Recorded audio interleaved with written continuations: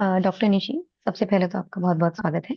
और फर्टिलिटी पे ही बात करेंगे। सबसे पहले तो ये कि अभी हम बहुत ज्यादा केसेस देखते हैं फर्टिलिटी इश्यूज के, मेन एंड वुमेन बोथ। तो आपके हिसाब से हम्म। इसका रीजन क्या है कि आखिर मतलब इतने केसेस सडन देखने को मिल रहे हैं, या फिर ये पुराना ही पैटर्न है? नहीं नहीं, पुराना तो बिल्कुल नहीं है। आप 70 80 90 में देखेंगे तो फर्टिलिटी रेट जो थी वो बहुत हाई थी। ऐसी कोई प्रॉब्लम ही नहीं थी, इनफैक्ट आईवीएफ भी नहीं थे। जो हम आईवीएफ क्लिनिक करते हैं, फर्टिलिटी रेट इतनी अच्छी थी कि एक जो लेडी है उसके 4 या 5 बेबी होते थे। धीरे धीरे डिक्रीज हुए। अब जो फर्टिलिटी रेट है वो 1.9, यानी कि एक जो औरत है, लेडी है, वो 2 बच्चे भी प्रोड्यूस नहीं कर पा रही है। ये फर्टिलिटी रेट क्यों डिक्लाइन हुई है, इसके बहुत से कारण हैं। जैसे अगर हम फीमेल में बात करें तो पहले क्या होता था कि जो मैरिज होती थी वो होती थी 20 से 22 साल में हो जाती थी। अब जैसे जैसे जो लेडीज हैं या लड़कियां हैं, फीमेल हैं, वो भी कैरियर माइंडेड हो गई हैं, एजुकेशन बहुत अच्छी हो गई है। तो सबसे पहले वो अपनी एजुकेशन कंप्लीट करती है, कैरियर बनाती है। तो कहीं ना कहीं उनकी एज मोर देन 25 30 भी हो जाती है कई बार। तो लेट लेट मैरिज भी इसका बड़ा कारण हो सकता है। इसके अलावा आजकल की जो भागदौड़ की जिंदगी है उसमें बहुत स्ट्रेस है। स्ट्रेस इसका एक मेन कारण है। लाइफ स्टाइल, यानी कि उनकी बहुत सिडेंट्री लाइफ स्टाइल हो गई है। एक्सरसाइज बहुत कम करते हैं, स्ट्रेस ज्यादा ले लेते हैं। और साथ में उनका खाना पीना, जो आजकल आ रहे हैं ना, फास्ट फूड, जंक फूड, कि फटाफट 2 मिनट मैगी नूडल्स, वो बस सारी चीजें खराब कर रहे हैं। क्योंकि जो कार्बोहाइड्रेट है, जो मतलब ये मैदा से बनी हुई चीजें, तली भुनी समोसे, पास्ता, पिज्जा, इनमें क्या होता है कि मैदा होती है। अब मैदा के अंदर क्या होता है कि जो ग्लाइसेमिक इंडेक्स है बहुत ज्यादा होता है। जैसे ही आप खाते हो आपका शुगर एकदम अप होता है। अप होता है तो उससे क्या होता है कि आपका जो सारा मेटाबॉलिज्म खराब हो जाता है। आपको पीसीओडी की प्रॉब्लम हो जाती है। तो इन सब चीजों की वजह से आपका जो फर्टिलिटी रेट है वो कहीं ना कहीं आपके इफेक्ट कर रहा है। साथ में जो मेल हैं, मेल के अंदर भी स्ट्रेस तो है ही। लाइफ स्टाइल, उनका वर्क स्टाइल, जैसे नाइट ड्यूटीज है, या मतलब उनको बहुत स्ट्रेस है। इसके अलावा ड्रिंक की है या स्मोकिंग की जो हैबिट्स है, ये सब चीजें कहीं ना कहीं हर पेशेंट पे इफेक्ट डाल रही हैं, कपल पे इफेक्ट डाल रही हैं, और इससे इनफर्टिलिटी की प्रॉब्लम बढ़ती जा रही अच्छा डॉक्टर निशी, ये भी कि जैसे जब हम फर्टिलिटी की बात करते हैं तो बेसिकली लोग औरतों को ज्यादा ब्लेम करते हैं, या फिर औरत इसके औरतों कहा जाता है कि आप डॉक्टर को चेक है। हाँ, करवाइए। कि वो तो लेडीज इसको ज्यादा लेकर, रिस्पॉन्सिबल है। हाँ हाँ, तो इसको लेकर क्या मिथ्स है, मतलब फर्टिलिटी को लेकर सोसाइटी में कितने मिथ्स? देखो, ये तो बहुत बड़ी मिथ है कि लेडीज ही रिस्पॉन्सिबल है। कई बार मदर इन लॉ आके कहती हैं कि 4 साल शादी को गए हैं और अभी तक कोई बच्चा नहीं हुआ, हम तो अपने बेटे की दूसरी शादी कर लेंगे। पर उनको ये नहीं पता कि जो फर्टिलिटी है वो मतलब 40% फीमेल रिस्पॉन्सिबल है, 40% मेल है, यानी कि बराबर मेल भी उतने ही रिस्पॉन्सिबल है। और 10% जो होती है वो होती है, वो वो इनफर्टिलिटी है जिसका कोई कारण नहीं होता। ठीक है, तो 40% अगर फीमेल है तो 40% मेल भी रिस्पॉन्सिबल है। पर हमारा जो कल्चर है उसमें क्या होता है, हर चीज के लिए फीमेल को रिस्पॉन्सिबल बता दिया जाता है, और इनफर्टिलिटी के लिए तो स्पेशली। और जबकि मेल की भी पूरी रिस्पॉन्सिबिलिटी होती है। तो जब भी कोई हमारे सेंटर में आता है या मुझसे कोई भी कपल मिलता है इनफर्टिलिटी का, तो मैं उनके इन लॉज को, उनको और हस्बैंड वाइफ दोनों को साथ में बैठा के समझाती हूँ कि भाई फीमेल के साथ साथ आप मेल अपने भी टेस्ट कराओ, क्योंकि ऐसा ना हो कि फीमेल बिल्कुल सही हो, मेल में थोड़ी सी कमी हो। इसका मैं आपको एक एग्जांपल देती हूँ। एक कपल मेरे पास आया, 3 मंथ तक वो अपनी फीमेल का ही इलाज कराता रहा। जबकि मेल का एक बहुत सिंपल टेस्ट होता है, सीमन एनालिसिस। उससे हमें पता चल जाता है कि मेल के स्पर्म कैसे हैं और उसमें क्या प्रॉब्लम हो रही है। वो हर बार कहता है पहले मेरी वाइफ को ठीक कर दो, उसके बाद। जब 3rd मंथ आया तो मैंने उससे कहा कि नहीं, मैं अब आपका इलाज नहीं करूंगी, पहले आप अपना सीमन एनालिसिस कराओ। जब हमने उसका सीमन एनालिसिस कराया तो उसमें कुछ पस सेल्स थी। बस उसको एक सिंपल एंटीबायोटिक दी और नेक्स्ट मंथ वो कंसीव होके आ गया। तो हमारा जो ये समाज है ना, उसको हमें एजुकेट करना पड़ेगा, स्पेशली मेल को। हमें अपने बच्चों को, सन को स्पेशली बताना है कि जब भी आप, या मतलब जो भी मेल फीमेल हैं, दोनों कपल डॉक्टर के पास जाएं। और इसके बाद जो भी गायनोकोलॉजिस्ट है, अगर वो मेल के भी टेस्ट लिखती है तो मेल को भी अपने पूरे टेस्ट कराने चाहिए। अगर वो इस समस्या का समाधान चाहते हैं तो दोनों को साथ में आगे आना चाहिए और दोनों को प्रॉपर ट्रीटमेंट लेना चाहिए। ये नहीं कि खाली फीमेल के ऊपर छोड़ दे, जो कि एक बहुत बड़ी मिथ है, ये आप सही बोल रहे हो।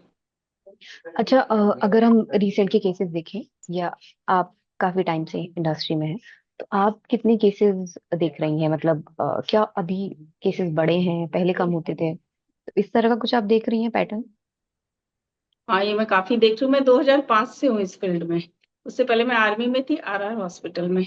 तब मैंने देखा था अगर हमारे पास 10 गायनी की ओपीडी आ रही है तो उसमें एक या दो पेशेंट ही इनफर्टिलिटी के होते थे। कुछ ये ऐसे पेशेंट्स होते थे कि जो बच्चा नहीं चाहते फिर भी कंसीव कर लेते थे। मैं आपको ज्यादा पुरानी नहीं, आज से 20 साल पहले की बात बता रही हूँ, 2005 की। अब क्या है, अगर मैं 10 पेशेंट देखती हूँ गायनी के, उसमें से 5 या 6 इनफर्टिलिटी के पेशेंट होते हैं। आप सोचो रेशियो कितना बढ़ता जा रहा है, इनफर्टिलिटी कितनी बढ़ती जा रही है। और ये केवल इंडिया की प्रॉब्लम नहीं है, ये पूरे वर्ल्ड की प्रॉब्लम है। कई जगह तो आपको पता है नेगेटिव फर्टिलिटी रेट हो रही है, यानी कि बच्चे पैदा ही नहीं हो रहे हैं। कई देश ऐसे हैं जो कि इस समस्या से बहुत ज्यादा जूझ जूझ रहे हैं। अब एक बात ये ध्यान देने वाली है कि हम कहते हैं कि हमारे पॉपुलेशन बढ़ती जा रही है, पॉपुलेशन बढ़ती जा रही है। पर पॉपुलेशन बढ़ रही है, पर आपकी जो फर्टिलिटी रेट है, जो जैसा कि मैंने अभी इससे पहले बताया, वो कम हो रही है। वो 1.9 में पहुंच गई है, और भी कम। यानी कि हमारी जो ओल्ड एज वाली पॉपुलेशन है वो बढ़ रही है, जो यंग एज वाली पॉपुलेशन है वो कम हो रही है। अच्छा, जैसे आपने बताया कि मेल के कुछ टेस्ट होते हैं, तो वो कौन कौन से टेस्ट होते हैं फीमेल और मेल दोनों के लिए, जो किसी भी कपल को जब वो कंसीव या फिर फैमिली प्लानिंग कर रहे हो तो तब उन्हें करवाने चाहिए? देखो, जब भी आप किसी गायनी के पास जाते हो तो सबसे पहले फीमेल के टेस्ट और मेल के टेस्ट, वो दोनों बहुत जरूरी होते हैं। जो फीमेल होती है उसमें कुछ हार्मोनल टेस्ट होते हैं, अल्ट्रासाउंड होते हैं। इसके अलावा अगर वो नेचुरल कंसीव करना चाहती है तो एक ट्यूब टेस्ट, जिसको एचएससी कहते हैं, वो होता है। तो फीमेल के थोड़े ज्यादा टेस्ट टेस्ट टेस्ट होते हैं। और जो मेल होता है उसका केवल एक ही टेस्ट होता है, स्पर्म का, जिसको हम सीमन एनालिसिस कहते हैं। जैसे हम भी कहते हैं फीमेल में एग बनता है, इसी तरह से मेल में स्पर्म बनते हैं। तो जितनी रिक्वायरमेंट एग की होती है उतनी रिक्वायरमेंट स्पर्म की होती है। तो जब हम सीमन एनालिसिस करते हैं तो हमें पता चलता है कि काउंट कैसा है, मोटिलिटी कैसी है, स्पर्म की मार्फोलॉजी क्या है। तो उसके हिसाब से हम मेल के टेस्ट कराते हैं। मेनली यही होता है कि सीमन एनालिसिस। और फीमेल के थोड़े ज्यादा टेस्ट होते हैं, ब्लड टेस्ट भी होते हैं, हार्मोनल टेस्ट भी होते हैं, अल्ट्रासाउंड भी होता है। इसके अलावा ट्यूब टेस्ट भी होता है। अच्छा, अभी की अगर हम बात करें तो क्या अभी जो कपल्स आपके पास में आते हैं तो वो आईवीएफ को लेके थोड़ी कंफर्टेबल हैं, या फिर वो कहीं ना कहीं मतलब सोचते हैं कि नहीं, हम नॉर्मल डिलीवरी या फिर नॉर्मल तरीके से कंसीव वाला जो ऑप्शन है वो चूज करें? हाँ, अभी भी है ना, एक टैबू है आईवीएफ। लोग सोचते हैं आईवीएफ में पता नहीं क्या कर देते हैं, ये तो सुई का बच्चा होता है, टेस्ट ट्यूब बेबी होता है, ट्यूब में का बच्चा होता है। मतलब काफी उनकी मिथ्या धारणाएं गलत हैं।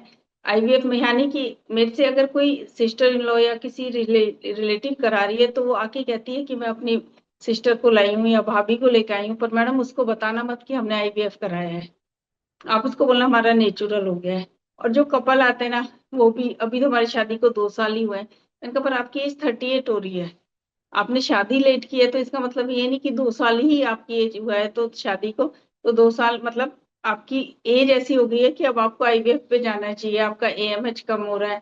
वो तो हम सारी चीजें उनका प्रोटोकॉल देख के सारी, मतलब उनका एज, उनका मैरिटल स्टेटस, मतलब कितने साल का है, उनके एग की संख्या कितनी है, उसके हिसाब से हम उनको अगर बताते हैं कि आप आईवीएफ पे जाओ, तो भी वो कहते हैं कि नहीं, हम 1-2 महीने तो नेचुरल देखना चाहते हैं। तो अभी भी इतना हमारा जागृत समाज नहीं है कि सीधा हम आईवीएफ बोले।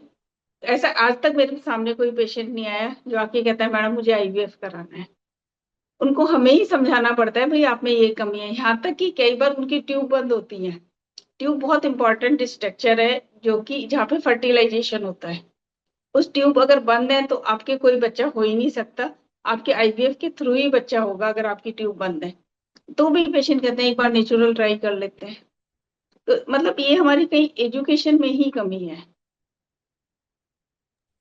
अच्छा डॉक्टर निशी, आईवीएफ के फेल होने के चांसेस कितने होते हैं? देखो, आईवीएफ जो है उसकी कोई गारंटी नहीं है। ठीक है। अब जैसे किसान फसल उगाता है, उसने 100 बीज डाले, तो क्या वो ये समझ के चलेगा कि मेरे 100 के 100 बीज हो जाएंगे? नहीं होंगे, तो क्या वो फिर फसल उगाना छोड़ देगा? ऐसे ही जब हम आईवीएफ करते हैं, तो अगर 100 पेशेंट है, तो हमारी 80% तक सक्सेस रेट हो सकती है। पर जो ये सक्सेस रेट है, वो काफी चीजों पे डिपेंड करती है। जैसे कि एज क्या है। अगर फीमेल की एज 25 साल है और उसकी दोनों ट्यूब बंद है, बाकी उसके हस्बैंड के जो सीमन के पैरामीटर्स हैं स्पर्म के, वो एकदम सही हैं, तो उसकी सक्सेस रेट ज्यादा होगी। उसकी मोर देन 80-90% होगी। उसकी जगह अगर एक 45 ईयर्स की लेडी है और उसका एएमएच भी बहुत कम है, हस्बैंड के पैरामीटर्स भी सही नहीं है, एज भी ज्यादा है, तो उसकी सक्सेस रेट आपकी 40-50% होगी। तो सक्सेस रेट जो आईवीएफ की है, वो बहुत चीजों पे डिपेंड करती है। हम रफली नहीं कह सकते कि 40% है, 50% है। ये सब चीजें ना पूरे हस्बैंड वाइफ को देख के, उनके सारे टेस्ट करा के फिर ही हम बता सकते हैं कि उनकी आईवीएफ की सक्सेस रेट कितनी होगी। कोशिश तो यही रहती है कि जब पेशेंट आते हैं, वो इतने इमोशनली ड्रेन हुए होते हैं, तो उनको हम चाहते हैं कि वो हर कोई ही पॉजिटिव हो। पर देखो, कोई गारंटी नहीं होती कि हर कोई पॉजिटिव हो जाए, पर कोशिश यही रहती है कि वो पॉजिटिव हो। अच्छा, एक चीज और कि फैमिली प्लानिंग का जब हम मन बनाते हैं, जब हम सोचते हैं कि हमें अब प्लान करना है, अब हमें कंसीव करना है, उसके कितने साल तक मतलब नेचुरल देखना चाहिए कि चलो अभी देख लेते हैं, और आईवीएफ फिर कितने साल बाद हमें ऑप्ट करना चाहिए, या फिर उस तरीके से सोचना चाहिए कि अच्छा आईवीएफ हम ट्राई कर सकते हैं, या फिर उसके लिए हम कहीं जाएं? देखो, जो हमारी बुक्स में लिखा है, उसमें लिखा है कि अगर आप 1 साल तक अनप्रोटेक्टेड इंटरकोर्स करते हैं और उसके बाद भी आप अगर कपल जो भी है वो कंसीव नहीं कर पाता, तो उसको इनफर्टिलिटी स्पेशलिस्ट या गायनोकोलॉजिस्ट को दिखाना चाहिए। और उसके बाद हमारे बुक्स में जो लिखा है कि 3 बार नेचुरल ट्राई करना चाहिए, 3 आईयूआई करनी चाहिए और 3 आईवीएफ करनी चाहिए। पर इसके साथ साथ उन्होंने ये भी बताया कि अगर आपकी एज मोर देन 35 है, मतलब 35 साल से आप ज्यादा हो, तो आपका 6 मंथ है कि 6 मंथ में आप अनप्रोटेक्टेड इंटरकोर्स कर रहे हैं और उसके बाद कंसीव हो जाता है, तो ठीक है। अगर कंसीव नहीं करते, तो आपको इनफर्टिलिटी है और आपको उसका ट्रीटमेंट कराना चाहिए। और इस समय अगर आपकी ट्यूब बंद होती है, तो आपको आईवीएफ पे जाना चाहिए। डायरेक्ट आईवीएफ मैं नहीं बोलूंगी, क्योंकि अगर आपकी ट्यूब खुली है, तो आप पहले 2-3 महीने नेचुरल ट्राई करें, फिर आईवीआई करें।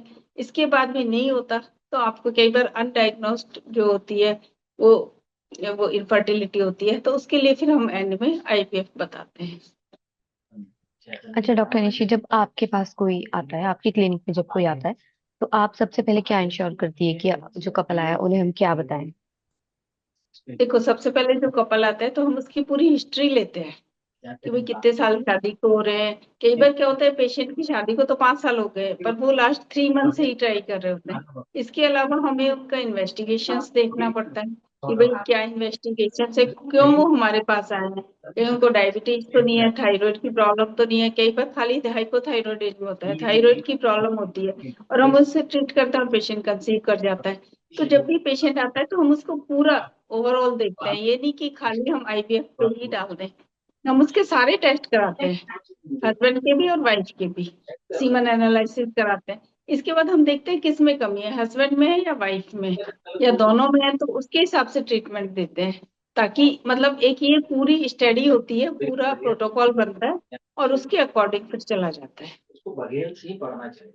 अच्छा डॉक्टर निशी, एक चीज और कि जैसे अगर कोई कपल आईवीएफ के बारे में सोच रहा है, ऑप्ट कर रहा है, उसे पहले क्या चीजें इंश्योर करनी चाहिए कि ये चीजें हो चुकी हैं, अब हम आईवीएफ की तरफ बढ़ जाते हैं?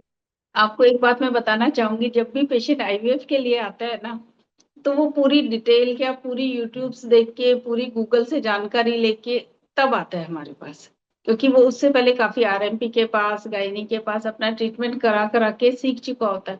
और मेरे पास तो ज्यादातर आईवीएफ फेलियर पेशेंट ज्यादा आते हैं कि दूसरी जगह से हमारा आईवीएफ फेल हो गया है। एक बार तो 12 आईवीएफ फेलियर आई जिसको हमने पॉजिटिव किया। तो जब वो पेशेंट आते हैं, आईवीएफ फेलियर पेशेंट आते हैं, तो हमें, या आईवीएफ वाले करवाने आते हैं, तो उनको पता होता है, या फिर हम उनको गाइड करते हैं कि भाई आपकी ट्यूब बंद है, आपकी स्पर्म की मोटिलिटी अच्छी नहीं है, आपकी तो स्पर्म काउंट अच्छा नहीं है, तो हम पेशेंट को पूरा बता के फिर आईवीएफ का बारे में पहले पूरी जानकारी देते हैं, या पेशेंट को जानकारी होती है या उसकी जो जानकारी होती है उसमें जो गलतियां होती हैं वो उसको बताते हैं, और इसी के बाद हम उसका आईवीएफ शुरू करते हैं। अच्छा, अभी के केसेस में आपके पास कौन सी एज वाले लोग ज्यादा आते हैं? देखो, एज वाले तो ये है कि 30 या 25 वाले तो बहुत कम आते हैं, 25 से 30 वाले तो, क्योंकि उस समय वो सोचते नहीं है। 30 से 45 के बीच में मेरे पास काफी पेशेंट आते हैं, मेनली जो कैरियर माइंडेड होते हैं, एजुकेटेड जो गर्ल्स होती हैं या वो होती है, तो 30 से 40 के बीच के पेशेंट्स ज्यादा आते हैं। जैसे कोई और 35 अपना कैरियर बनाना चाह रहा है। अच्छा डॉक्टर निशी, फीमेल की अगर हम बात करें तो यूजुअली कहा जाता है कि अपने एग्स जो है वो फ्रीज कर देने चाहिए। हाँ, तो इसको लेके ये मतलब ये पूरे इसके बारे में थोड़ा बताइए कि क्या ये जरूरी है देखो, करना या फिर मैं बताती हूँ, एग फ्रीजिंग जो है वो एक वरदान है। और जब से हम क्या करते हैं, बॉलीवुड की तरफ ज्यादा देखते हैं। हम देखते हैं कि अगर एग फ्रीजिंग वो लोग करा रहे हैं तो लड़कियों को भी मतलब इसके बारे में नॉलेज होने लगी है। अब क्या होता है कि एग जो होते हैं, जैसे आपने 28 साल की एज में अपने एग फ्रीज कराए, ठीक है, आपने एग फ्रीज करा दिए, अब आप 38 ईयर्स में सोचते हैं कि मुझे बेबी चाहिए। आप आपकी एज तो 38 है, पर आपने जो एग फ्रीज कराए थे वो 28 ईयर्स में कराए थे, तो आपके एग की एज 28 ईयर्स होगी। यानी कि आप जो कंसीव कर रहे हैं वो 28 ईयर्स की तरह कंसीव कर रहे हैं, जबकि एक एज आपकी 38 हो चुकी है। मेरे पास एग फ्रीजिंग के अभी काफी अच्छे पेशेंट्स आ रही हैं, लड़कियां आ रही हैं। आजकल तो शायद कॉर्पोरेट वालों ने भी एग फ्रीजिंग के लिए कुछ उनको मनी वगैरह प्रोवाइड करना शुरू हुआ है। तो एग फ्रीजिंग तो आजकल काफी लोग करवा रहे हैं, और उससे फायदा ही है कि आप 40 ईयर्स में भी माँ बन सकते हैं, और अपने ही एग से। अगर आप एग फ्रीजिंग नहीं कराते और अपना अपना कैरियर बनाते रहते हैं, या अपने घर सेटलमेंट है कि अभी तो हम घर खरीद रहे हैं, अभी हम सेटल हो रहे हैं, इसके बाद 35 के बाद आप 38 या 40 ईयर्स में सोचते हो अब हमें बेबी करना चाहिए। जब वो हमारे पास आते हैं 40 ईयर्स में, तो पता चलता है कि उनके एग ही खत्म हो गए। फिर हम उनको कहते हैं आप डोनर एग पे जाओ, या हम पीआरपी, ओवेरियन पीआरपी ये सब करते हैं, इसके बाद भी कई बार अच्छी क्वालिटी के एग नहीं मिलते। तो इससे तो अच्छा अगर वो 28 की है, 25 की है, और वो सोच रहे हैं कि अभी मुझे बेबी नहीं करना है, मैरिज नहीं करनी है, तो वो अपने एग फ्रीज करा सकती है। और एग फ्रीजिंग में मैं आपको एक बात और बताना चाहूंगी, जो एग फ्रीजिंग है बिल्कुल सेफ है। अगर उनका 10 साल बाद भी आप यूज करते हैं, अपना बेबी लेते हैं एग फ्रीजिंग के बाद, तो आपके बेबी में कोई अबनॉर्मलिटी नहीं आएगी। आपके एग वैसे ही हैं 28 ईयर्स वाले, आपके बच्चे पूरी तरह से नॉर्मल होगा। अच्छा, एग फ्रीजिंग कौन सी एज में आपके हिसाब से लड़कियों को ऑप्ट करनी चाहिए? देखो, एग फ्रीजिंग आफ्टर 22 या 25 कभी भी करवा सकते हो। ऐसा नहीं है कि आप एग फ्रीजिंग की कोई एज है। एग फ्रीजिंग आप कभी भी जब भी मतलब 22 ईयर्स में, यहाँ तक कि मैंने तो एक 18 ईयर्स की लड़की के भी एग फ्रीज किए थे, उसको कार्सिनोमा ओवरी हो गया था। तो उससे पहले उसको बताया गया था कि आप अपने एग फ्रीज करा लो, क्योंकि उसकी कीमोथेरेपी वगैरह चलनी थी। शायद 18 की थी या 20 की थी, अब एग्जैक्ट याद नहीं है, क्योंकि ये काफी 10 साल पहले की बात है। अच्छा, एक लास्ट क्वेश्चन कि मेल और फीमेल दोनों को, मैन एंड वुमेन को किन चीजों का ध्यान रखना चाहिए कि आगे जाके जब वो फैमिली प्लान कर रहे हैं तो कोई दिक्कत ना आए? देखो, मेल और फीमेल सबसे पहले जरूरी है कि वो स्ट्रेस ना ले। दूसरी बात है कि वो अपनी लाइफ स्टाइल अच्छी रखे, जैसे कि जो खाना है सबसे ज्यादा हेल्दी डाइट ले। जंक फूड है, ये कोल्ड ड्रिंक्स हैं, कार्बोहाइड्रेट जो मैदा से बनी हुई चीजें हैं, उन सबको अवॉइड करें। ज्यादा ड्रिंक या स्मोकिंग ना करें। अल्कोहल का जो है वो भी ना लें अगर वो फैमिली स्टार्ट करना चाह रहे हैं। कॉफी और चाय में भी कैफीन और ये सब होता है, तो इसको भी थोड़ा अवॉइड करें। इसके अलावा प्रॉपर 8 घंटे की नींद पूरी लें, क्योंकि उस समय आपकी थोड़ी अच्छी एनर्जी और ये सब होता है। तो ये सब काफी छोटी छोटी, जैसे पहले जमाने में क्या था, लोग स्ट्रेस नहीं लेते थे, अपना जॉब प्रोफाइल करते थे। और अगर आपकी एज ज्यादा है तो आप जल्दी बेबी करें। ये नहीं कि अभी तो मैं 40 ईयर्स का हूँ, 42 में सोचूंगा, तब तक तो गाड़ी निकल जाएगी। तो इसलिए जैसे ही आपकी शादी हो और आप अपने टेस्ट कराएं, तो आप जल्दी डिसीजन लें। तो ये सब चीजों का थोड़ा थोड़ा ध्यान रखें, अपने खाने पीने का ध्यान रखें, अपनी एक्सरसाइज का ध्यान रखने, अपने लाइफ स्टाइल का ध्यान रखें, और जो नशे वाली चीजें हैं उनसे दूर रहें, तो काफी अच्छा हो सकता है अच्छा एक कि चीज आपको और मुझे, इनफर्टिलिटी की प्रॉब्लम ही ना हो। अच्छा एक चीज और डॉक्टर निशी की, मतलब एक राइट एज क्या होती है, मतलब लड़के और लड़की दोनों के लिए आपके हिसाब से? देखो, गवर्नमेंट ने मैरिज की एज बताई रखी है, तो उसके बाद जब भी वो चाहे बेबी कर सकते हैं। ऐसा कोई हम ये नहीं कह सकते ये राइट एज है कि इसी समय आपका, अगर आप पूरी मेंटली प्रिपेयर हैं कि अब आप बच्चे को कैरी कर सकते हैं, क्योंकि इसके लिए फीमेल को बहुत ज्यादा रिस्पॉन्सिबिलिटी उठानी पड़ती है। तो इसलिए फीमेल को पहले पता होना चाहिए कि हाँ, उस बेबी को वो ठीक से कर पाएगी, चाहे वो 25 साल की हो, चाहे वो 30 साल की हो, चाहे वो 35 साल की हो। तब वो मेंटली प्रिपेयर होगी, तो वही उसके लिए राइट एज होगी। Okay, thank you so much doctor Nishi, thank you so much हमें टाइम देने के लिए।